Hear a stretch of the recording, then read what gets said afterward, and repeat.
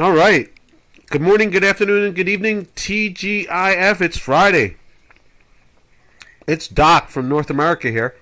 Um, I think I have a couple answers to yesterday's questions, which are really good, you know? I mean, it's nice to have an answer to it because, I was scratching my head myself. And let's see. Where are we at here? Let me just kill some of the sound here. There we go.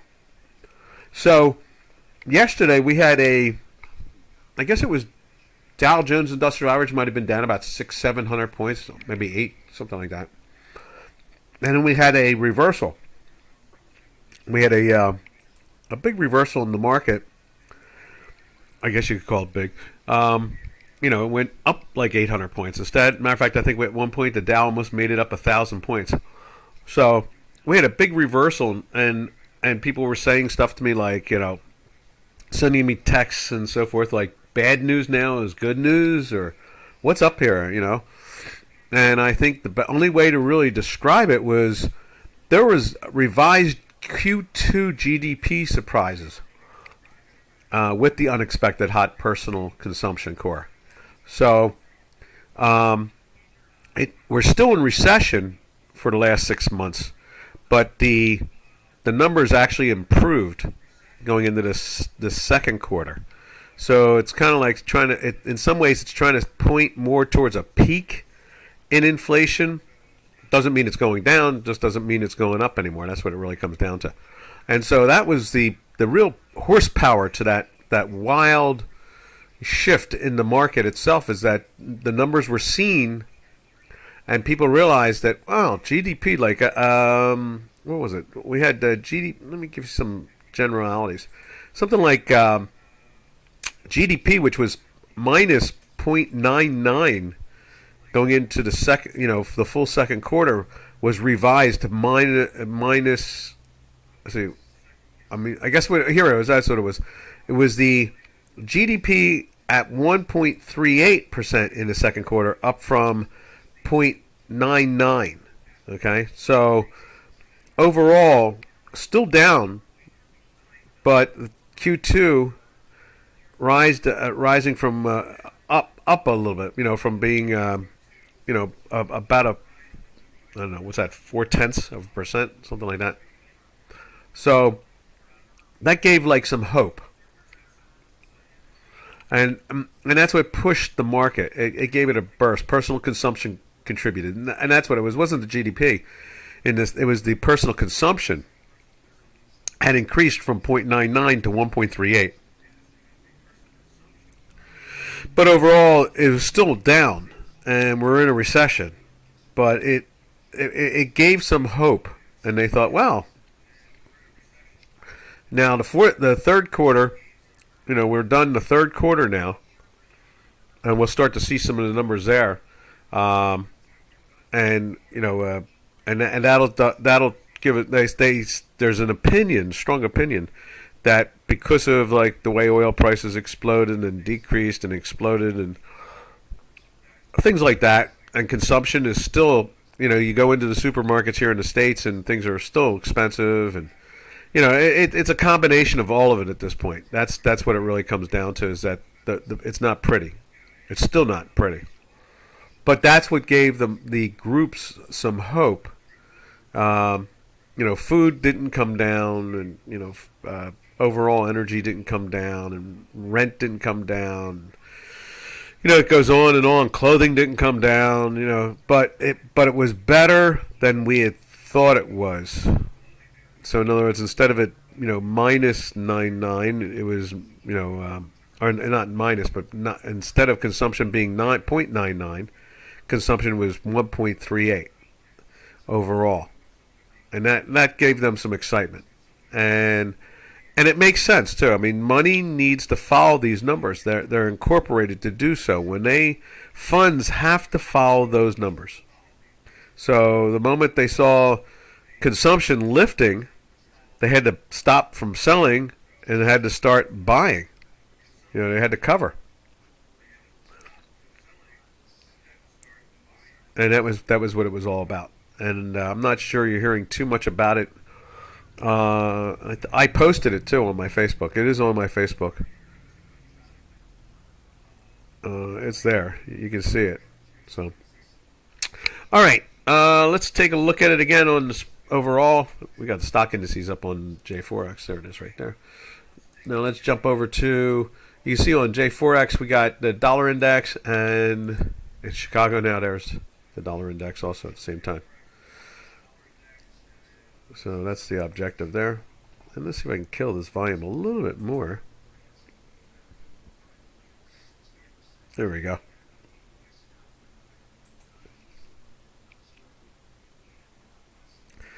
So that is where we're at. And, the markets are going to do their thing. Hello, Metho. It is heading for the weekend. Weekend. And let me think what else we got to say about none of that. I guess that's about it. So let's just take a look at the charts now. And as you can see, the on J4X, you got a second day of the red right there. You can see the green line underneath. So it's trying to tell you that the trend is heading south. Over here on Chicago Quant, we're getting, we're down yesterday, no dot. Today we got a volatility, red and green, and it's up for the day. So, and we're still in that daily buy right there, and still in that weekly buy right there. So the dollar is not going to be sold down for a while. There's just too much pressure, There's a lack of inventory in the world of dollars. I know that sounds strange. Probably because Mr. Biden's spending every piece of cash he can get his hands on. But in the end result is that's one of the problems, is that there's just too much necessity. We've been seeing it, with the Swiss. Let's jump over to the Swiss real quick on Chicago. Right there.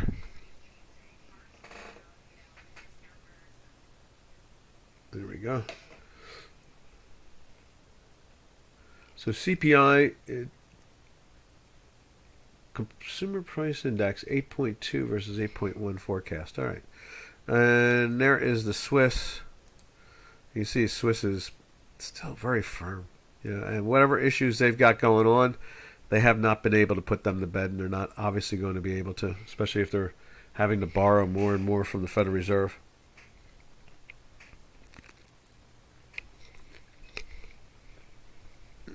Let's do this too. There we go. Me and my flu I have. So, you see there, Swiss is holding up very firm. Let's see, which mouse is it? Right there. Nope, not there, not there. There. Okay. You can see it right here. Holding up very firm. And what that issue with Credit Suisse is going to dog the currency probably for a while. There is... Where is it at? Right there. There's a Swiss there too. Showing all that green. A little confused at the top end of the range, that type of thing. But overall, there is a real issue going on. My hot tea, that feels so good. All right, that felt good. Put that down the old throat. All right, from there, we'll go over to the euro. Take a look at the euro. You see the euro, they went into the buy yesterday. Not bad. A little weak today. Still in that long weekly sell. There just isn't, like I said, there's a starvation there's a lack of inventory. That's what it comes down to. Lack of inventory in in dollars. And so you see it affect all these pairs trades in every direction. You see here, you got the two greens going on for a couple of days. And no doubt, you can see it here. We did have a nice pop that day right there. And then now it's backing off. We'll see how it makes it to the end of the day. I am sure that the overall trend for the dollar is sideways to up. It's just going to be, oh, there you been. I've been waiting for you to say something like, good morning, good afternoon, and good evening, 47. Morning, Doc. What happened there yesterday? I just explained it too. What a wild swing on the S&P. Yeah, exactly. Take a sip of our tea, and we're going to go back. We'll explain it to you right now again. That's no problem at all. Matter of fact, this time I think I will give you a visual. Just give you a visual at the same time. Let's see if we can find it. There we go. And what really happened more than anything else is that there was revised numbers, and they were important numbers that are followed by funds. They don't have much of a choice. In other words, they have to follow those numbers. They have to buy when they're, doing this, and they have to buy when they're doing that.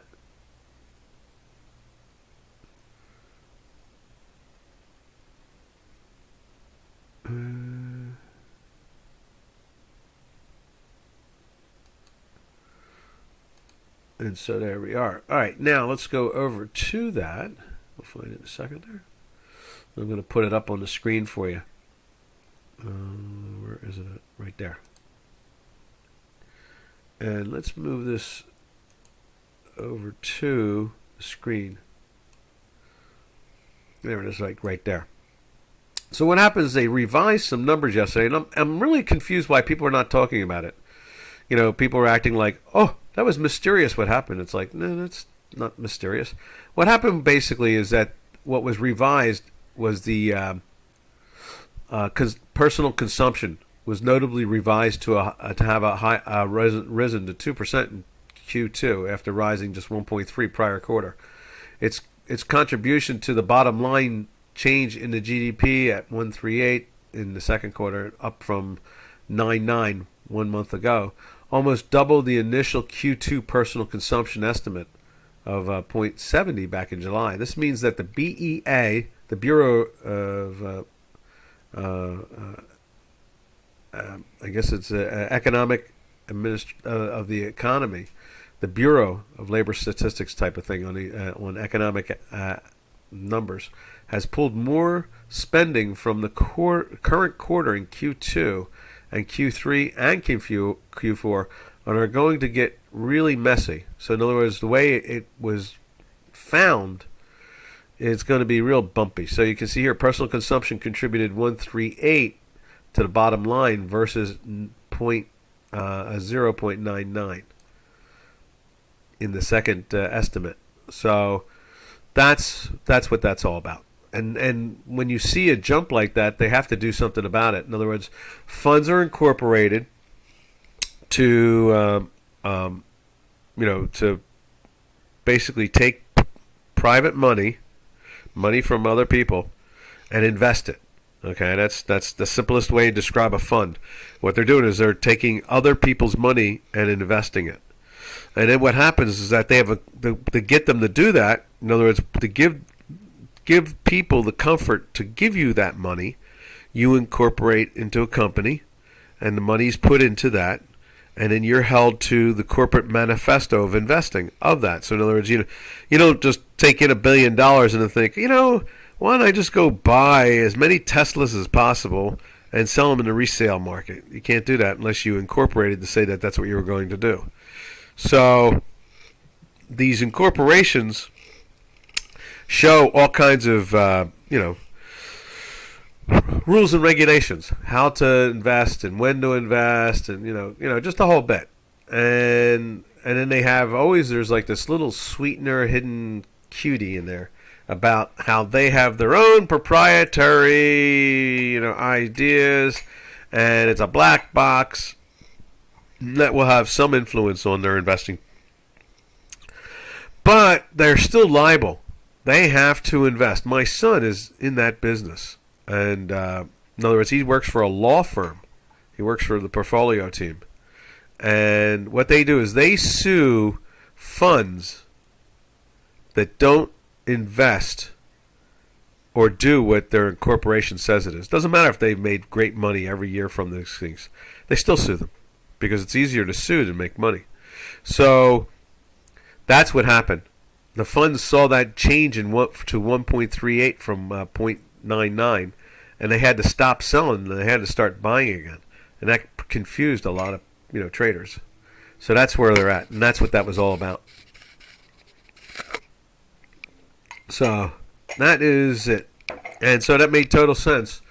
And now they're also saying because of the way they took those numbers, it's going to make some of the other quarters look weird. So we're going to be seeing some panicky, messy messages over the next couple months about this. So, in other words, just when they think it's 1.38, it might be 0.77.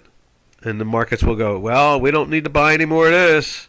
And they'll start selling, and people will be like, why was the market up so big, and all of a sudden it's gone? So that's what happened yesterday. Excuse me. I have to sneeze. I know I can sneeze. Come on, sneeze.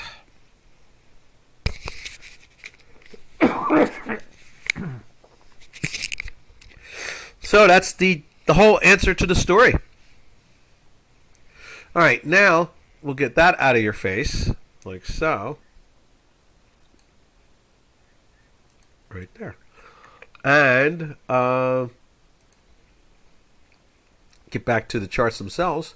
So that's your answer. That's why. Let's just take a look at the S&P 500. We'll show you that. There's the S&P 500. So yesterday they take it all the way down. They open them down and they're beating them up, and then they see the new data, and they have to take it up. And you can see it's pretty firm here today too. Problem is, the weekly is not really shifting any because it's not a long-term solution. It's only a short-term solution. Thanks, Doc. I was scratching my head. Trust me, I was scratching. I was out of the house. I was out of the office. I was out doing something. Came back in and the Dow was up 700 points. I was like, what the hell is this?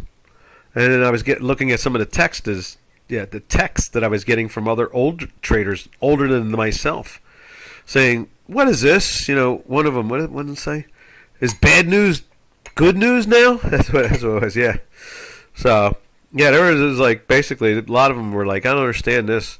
But no one seemed to, like, when I started, I like to take apart the numbers. So I know, it's wonky and all, but I like to take apart the numbers. And when I saw the revisions in some of those numbers, I knew then that's exactly what happened. Now, someone might say that sooner or later you'll see it on one of these channels somewhere. I don't know, but that's the answer to the story. All right, from there we'll go back to the euro again, and 47. Since the last time we talked, we've seen some real strange situations with pairs trades. The dollar is lacking in inventory. There's not enough dollars around, and it's putting pressure on a lot of pairs trades. And it's really sticking out loudly in the Swiss because of Credit Suisse problems, and then slash at the same time. We're seeing this type of action at the same time. The dollar, playing, through. Let's put it up on. Where's it at here? There it is, right there. There's the dollar index on Chicago Quant, right there. And you can see it's up today, and it's tried to get into the sell yesterday and failed at it, and now it's moved back. It tried to get in there and it lifted up, and we're still in that buy. That thing doesn't want to let go, and you can see it. And they've been borrowing money. The Swiss National Bank itself, their central bank, has been borrowing money from the Federal Reserve openly. So there's some problems. And then go and look at like Turkish Lira. I mean, Turkish Lira is acting incredibly weird. You couldn't be more accurate. I mean, maybe somebody is out there, I don't know. But we've been really accurate on the Turkish Lira now for years. We've caught every major move. And I've never seen the Turkish Lira act the way it is over the last couple of weeks. It's gotten so out of the norm. I think that's the only way to really describe it. It is not even in its own norm. A currency that went from 1 to 19.5 is now giving us all kinds of odd signals. Let's just take a look at this. let's just jump to Turkish Lira, and then we'll go back to like British pound and all like that. But there is the Euro Turkish Lira. Look at that, 2 days in a row, some really wild signals. I mean, that's a lack of liquidity. So in other words, people come in, they go to sell, and there's no bids, and they have to get filled. So they get filled, and then then they go back to normal again, because it's literally the lack of inventory. Let's put it up on J4X. Right there. You can see the Hinky hides a lot of this crazy action. It's because it's just one big average. You can see it's an outside range there. That's an outside range. So, I mean, you can see that. But when I take a look at when I look and see that the Swiss National Bank has to borrow from the Federal Reserve overnight swap money, then that tells you how much trouble there is about getting a hold of dollars when needed. So there isn't a lot of dollars out there to be had. And so I guess they have to go directly to the Fed window and borrow it directly, which makes it official. And the next thing you know, I see it. So that's the problem there. And we're seeing that in all these currency pairs in one level or another, but I want to say it's more accentuated. In other words, it's very obvious. Looking at the dollar Turkish Lira, look at that, 3 days in a row, this crazy stuff. Look at that. It just there's a lot of issues out there. There's a lot of financial issues, and hence then you see them action like yesterday, and then you have people even more concerned. Robin talks about it all the time. He says you can't even talk to people anymore. They're just afraid to talk. I guess that's the best way to describe it. People are confused. They've lost, I don't know, depending on how the IRA is, some people probably have lost 30, 40% in their retirement funds, thinking that they were invested correctly. What else could you say about that stuff? The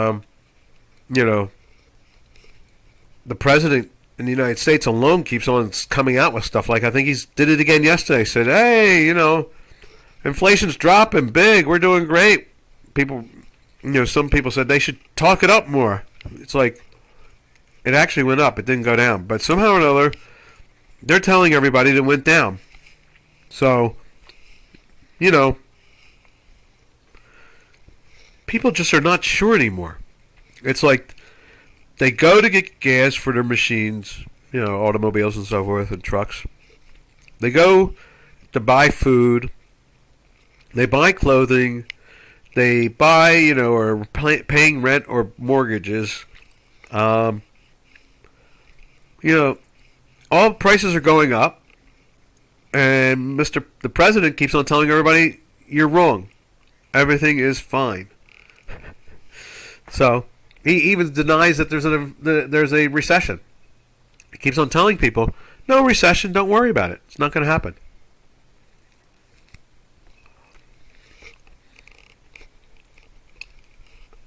What can you say about someone that does that? I mean, how do you, as an investor, feel safe when the government is kind of,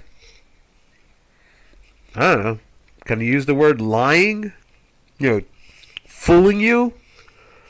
We're 2 full quarters into a recession. I don't know how else to say it. I mean, it's a fact.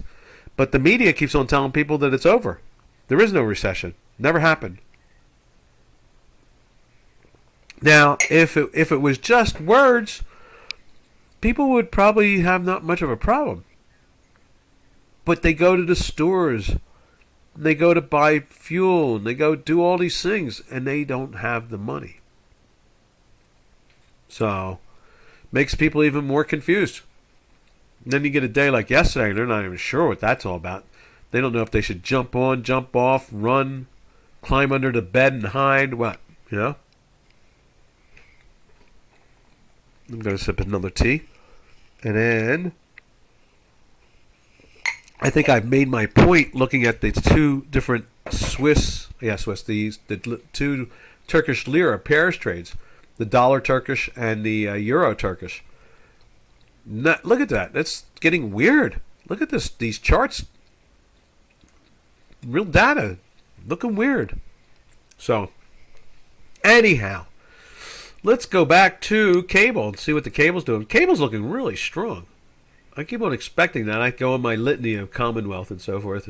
You know, if you love China, you're going to want to marry GPP. You know, I go on my litany there, but not going to do that. You can see that there, you know, looking firm. I think it's actually up for the day, too, today. Not like the way the euro is heading down. Okay, just off a little bit. Just a little bit. But it's the second day in a buy right there. Now, the nice part would be is obviously if with this weekly could find a way to, you know, get really going on the plus side. So far, no good. It just hasn't been happening. Over on, we go from there to the Canadian. So let's go take a look at Canadian. The Canadian, no, we done Euro Swiss. Yeah, okay. So from there, we'll take a look at the Canadian real quick and see what's going on there. And you can see there it went into a daily sell yesterday, and it's just sitting there now. I'm assuming just a generality. I would think we'll go look at crude oil. And crude should be, you know, like maybe up a little bit. Let's see. Nope, it's down. So yesterday they lifted it up. It's still in the buy, though. And you're getting a volatility signal. But overall, it's down for the day. And you can see they're flirting with the weekly sell, too, at the same time. All right. Now, from there, we slide over to J4X. And we'll put the Canadian in there. Right there. You see that pressure, just like here. No, let's see, where is it right there? Just like there, you see that pressure on it. And at the same time, you know, we're seeing in the crude, it just kind of, I guess you could say, the overall trend over the last 4 or 5 days has been down. And they gave us a pop there yesterday, but today it is not acting anything too excited. It's not trying to take off. The good thing, I guess, if anything, we've been really happy to watch the way the natural gas has been slowly leaking out, which is no pun intended. It's the price has been going down, which is really nice, and we would love to see that thing stay that way. You know, just keep on falling. You know, we've seen the Spanish company. When we go to the energies today, we'll look at it again. But the last I saw yesterday, we saw the Spanish natural gas company trading down at 22. Was it 22? I think it was 22. Let me just go back. You know what? We're going to take a look at it now. I think it was 22. 22.40 or something like that. And that's been a real good sign for us to follow. Wasn't sure exactly what it was, but we knew one thing. It was definitely moving against, you know, the increases. So where is it at? Right.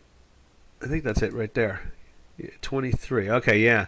So we got down into the 22s. They're doing a little strength movement here. They're putting some pressure on it on the upside. Okay. I was just wondering. Yeah, it was down in the 22s. Now it's trading at 23.24. That's still good. We want it to be down. You know, we don't want anybody to have to freeze to death over something absurd like that, especially when we have all the capacity in the world to produce all these minerals and materials, and it's just a bunch of politicians tangling it up because they have some, you know, religious points of view that, you know, they're not willing to accept as they're only their own. They have to share those religious points of view with everybody else, and you know, it's just very irresponsible. All right, from there, we'll go take a look at gold, and then we're looking at the South African rand. So let's slide that in there.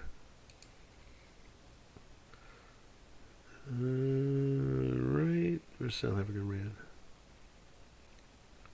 There it is.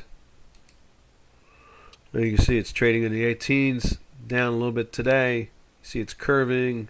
We are in a red now, so there's some pressure developing there. And you can see gold is also down, and it's been falling down. So this normally goes up in value. And then let's put the, right there, put the South African Rand in there. You see the same thing going on. It topped out yesterday. And maybe that topping out might be a sign that we're seeing another bottom put in the metals complex. It has been very tough with these metals. You know, I mean, when you have this much inflation, and at the same time, I guess what it is you have this much inflation, and then you have the government denying that it exists. But everybody has to go to a store to buy food or clothing and so forth, and they see it. So it makes it even worse. It's getting to a point where people just don't trust the governments to say anything anymore. And you can see there on the, you know, Chicago Quant, it does look like some type of peak. So we would think, right, where's that? Right here. We would think that we're going to be seeing some strength come into the metals complex. So far, no go. But we would think that it is. And then you can see right there, it's trying, but it was a little bit higher, but not by much. And now it's still just a little minus. Yeah, the bank earnings are coming out. That's another biggie, too. And Citigroup, you know, we talked about that. You know, Citigroup, all-time high of $667. And the stock is trading at 43. It's like as if they never recovered from the collapse of their company. They just have not figured it out. All right, from there, let's go to. Let's see, where do we go from there? The South African Rand to the yen.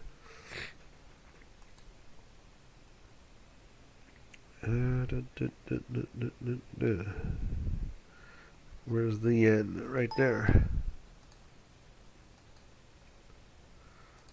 And there is the yen right there. It just keeps on marching higher. You know, and yesterday it was marched higher. Today it marches higher. Obviously, whatever's going on with the dollar, there's no doubt that the yen is picking it up dramatically. And obviously, same thing's going on in the Swiss. The Swiss is showing the same type of problems and issues. You know, both of them are. And then obviously the dollar just keeps on staying strong. All right, from there, let's jump over to, let's see, Mexican peso. We'll go to south of the border. And that was lifting yesterday. It's just kind of fluctuating around. You can see the pressure on it. It's really flatlined here on the weekly. It's in a weekly buy for the fifth week. But look at it. It's really tight. I'd imagine that they're just making enough dollars to do anything they want over there. The drug cartels are making, they say between 200 and 300 million a week. So the drug cartels are fat with American dollars. They don't have to go to the Federal Reserve to borrow it. They're just dropping drugs left and right. Mr. Biden is a free drug zone. He likes drugs and supports people having drugs. He's never visited the border as president, and not going either. Has no interest. Making too much money the other way around. So that's where we are with all the currencies. All right. From there, let's go do this too. All right, let's just finish off the metals. There's gold. You see gold's down just a little bit, but there's that little spike we saw in the South African Rand right there, where they spiked up yesterday and South African Rand spiked down. So I guess that's the horse race. Then from there, let's take a look at silver. And there's silver. It is flirting 2 days in a row of volatility signals. So we'll see how they try to deal with that situation. Um, silver has shown some great life. It's in a weekly buy for 2 weeks and is now just literally on the edge. I mean, right now it's unched. It's not a. It's just sitting there. There you go. Now it goes 0.01. So it's just in a weekly buy by a tick. It's that thin.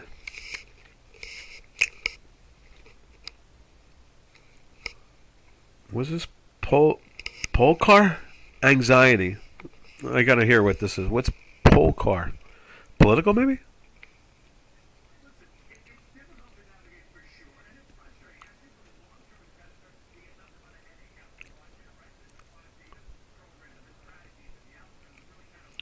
Okay.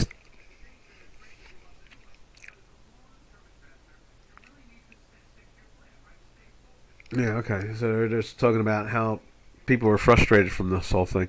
Okay.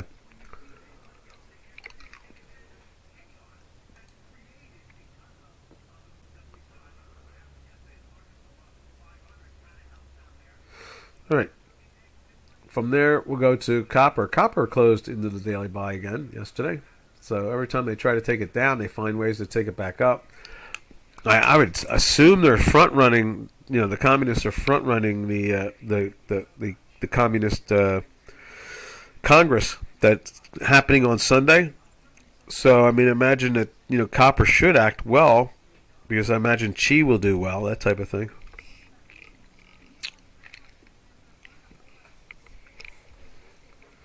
Yellen just came out and said more work to control inflation. I'm not sure what she means by that, but I guess she's saying that I don't know. Yellen is really weird. I mean, last I heard, she said abortion gets rid of helps. I don't know. Yellen is very strange.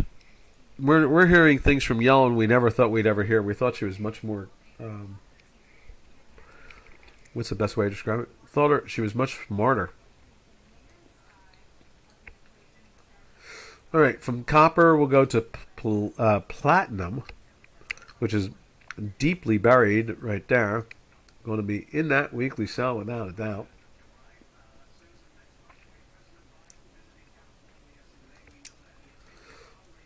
So I'd be wow! Look what they did to that yesterday. Look at the size of that spike. Boy, if this thing closes in a weekly buy, it is. I'm just saying, if this thing closes in a weekly buy, wow, you want to be long the metals. Hold on, Robin. You never know. Finally, we might get the early warning system to give us a go, go, go.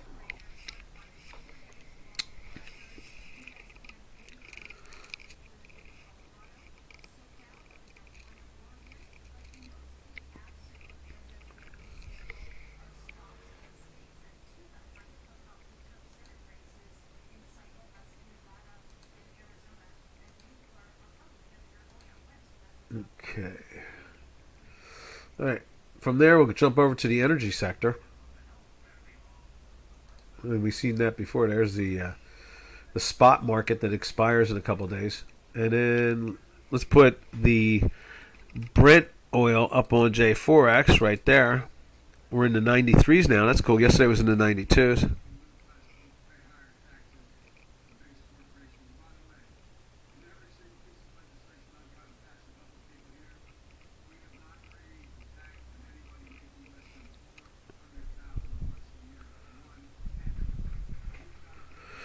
Biden's saying he hasn't raised any taxes on anybody.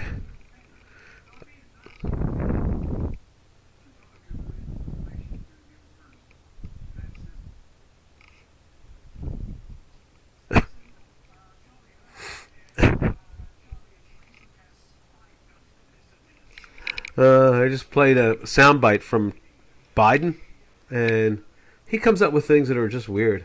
Yellen is not from Earth. Yeah, she's really disconnected. They're all disconnected at this point. I think they really believe that if you say something long enough, everybody will believe it. I mean, really.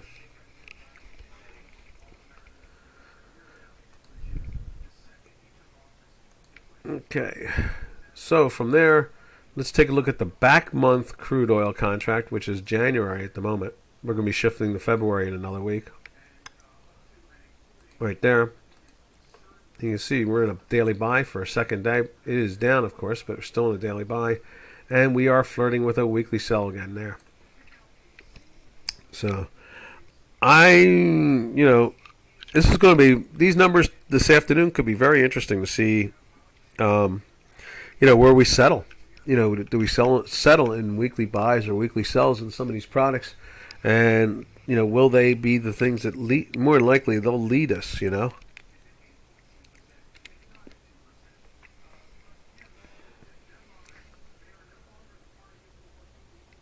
All right. Now, from there, we take a look at nat gas.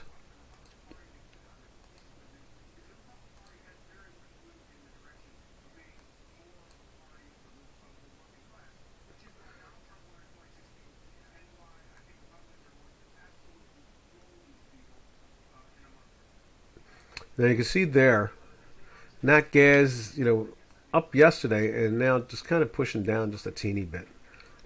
And we saw how, the that Spanish natural gas company, basically you can see we're 6.5. I think were we 6.4 yesterday? We were 6.4 handle on that gas. So it's trying to lift up, I guess. When we saw it, it was nowhere near as spiked yesterday. It was the beginning of the day. And yes, Metho, I agree with you. I have no idea which planet she's from, but it's surely not Earth. Oh, yeah. AOC got yelled at or something like that at one of her town hall meetings.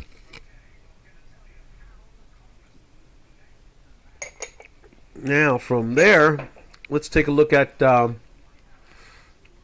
see, what do we look at on that? That's about it there. And then we took a look at the Spanish natural gas company right there. 23.17, moving back down again. We're seeing some weakness into it. And it was in the 22s and change yesterday, so that's good. That's really something. Then from there, so what did we do? We did metals. We've done the energies. Let's just do, let's see. Just save this. And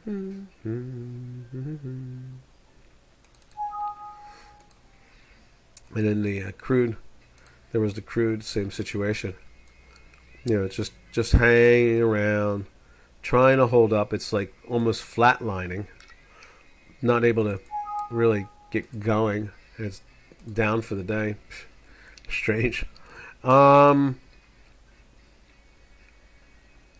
let me just do these two while I've got them. There's copper. Copper looking fine. Copper.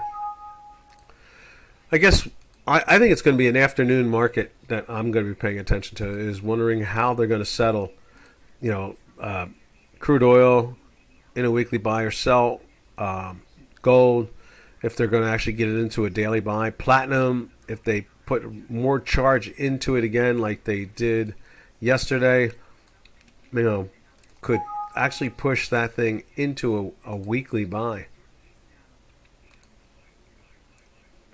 And in this one here, look at that. There it is now. It's minus 0.02. The silver's just flirting in and out. Buy, sell. And it's sitting in a weekly sell at the moment.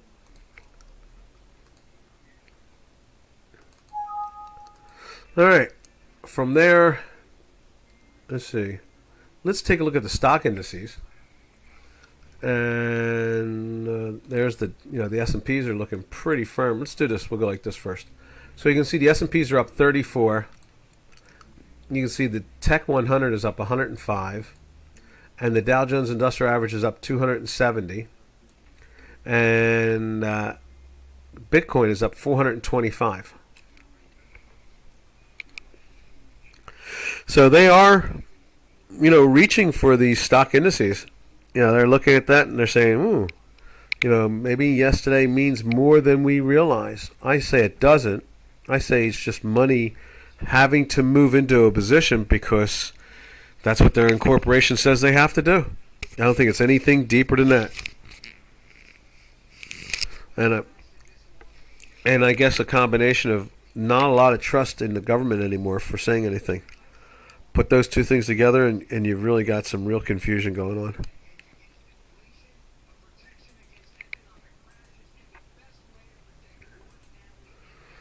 All right. From there, we can take a look at the daily, comparing them to. Now, I'm going to go right to, what is it called? Bitcoin itself. I mean, it's really done a nice job just sitting there in the 19,000 area. Where's Bitcoin? Right there. You can see it has that same wild spike that we see in gold yesterday and in the South African rand. And that obviously we see it in the stock market too. All of it. The money is trying to, come in. It's trying to do something. They know that they need to buy just because of those numbers. And that can, portfolio teams right now are just kind of stuck in a situation where they know that they're looking at inflation, they're looking at a lack of growth, they're looking at bank earnings that are fair at best, and then at the same time, they got some changes in the Bureau of Statistics, and so they've got to compensate for that, or they'll get sued.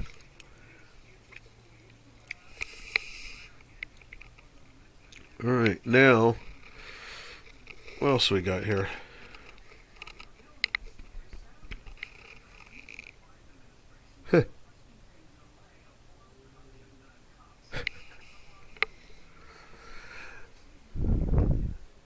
So the Saudis are claiming that Biden's putting pressure on them to keep cuts until after the election.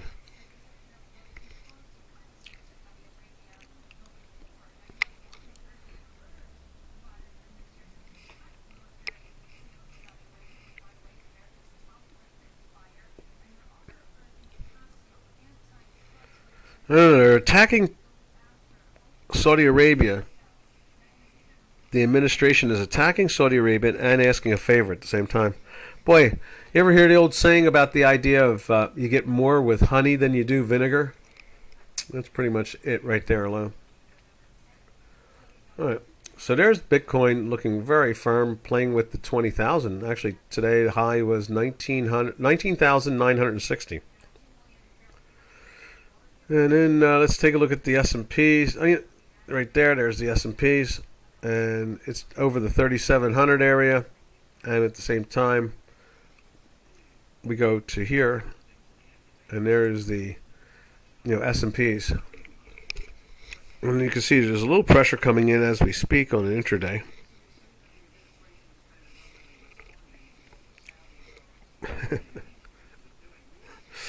They're saying that the administration is not responding to the Saudis. What a surprise that is. Like, why would they? They don't make, how many times do we have to repeat it around here about how they don't make any sense to begin with, this administration?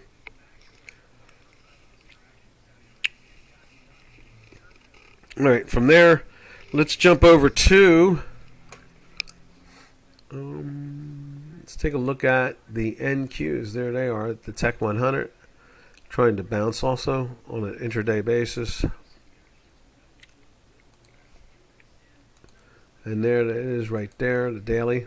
It is perked up in a buy, but still in that weekly sell. And that's like what I've been saying over and over again. We're just not getting all that. The money is not coming in.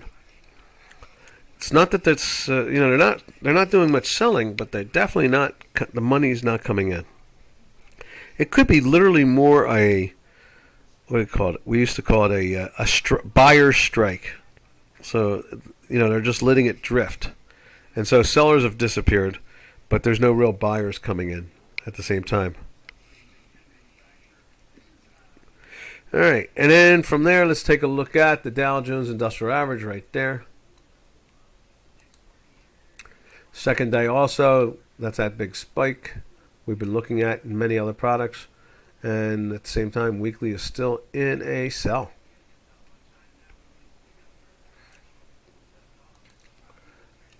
And then there's the intraday.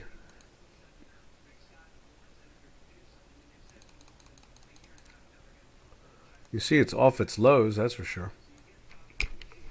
It's holding up on the high side. I am running out of gas. I don't know. I've been fighting this cold all week long, and I've done a pretty good job of holding on. But today I think we're going to be calling it quits with a few minutes left. Anybody have a question? I'll stick around to answer questions, but I just don't have the clear mind to try to find anything new. Let's do this. Let's go over to, for 47, let's take a look at the, where's it at? Let's take a look at the Nikkei. There's the Nikkei right there. Same situation with the big spike, looking good.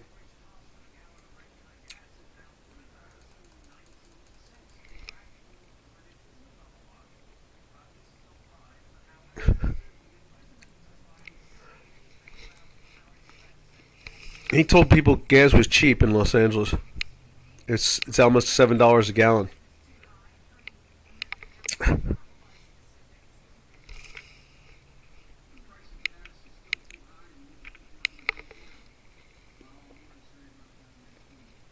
He says he's going to be talking about gas next week. Okay. All right, and there's, like I said, there's the Nikkei, and the Nikkei's trying to do a bottom thing here also. We'll see how much buying really occurs in any of these products. All right, so that pretty much cleans up the stock indices and the cryptos, and we need to come up with a title. I know what it is. Let's see. We're going to call this. We'll talk about the updated data from yesterday, and I think that's what we will call this. The title of this particular webinar: revised Q2 GDP surprises. I think that's pretty much the best way to describe yesterday's adventure. I'm glad at least I had something solid to be able to give you all about that. So, let's see. Title. Let me just make sure no one's asking any questions. See you later, 47.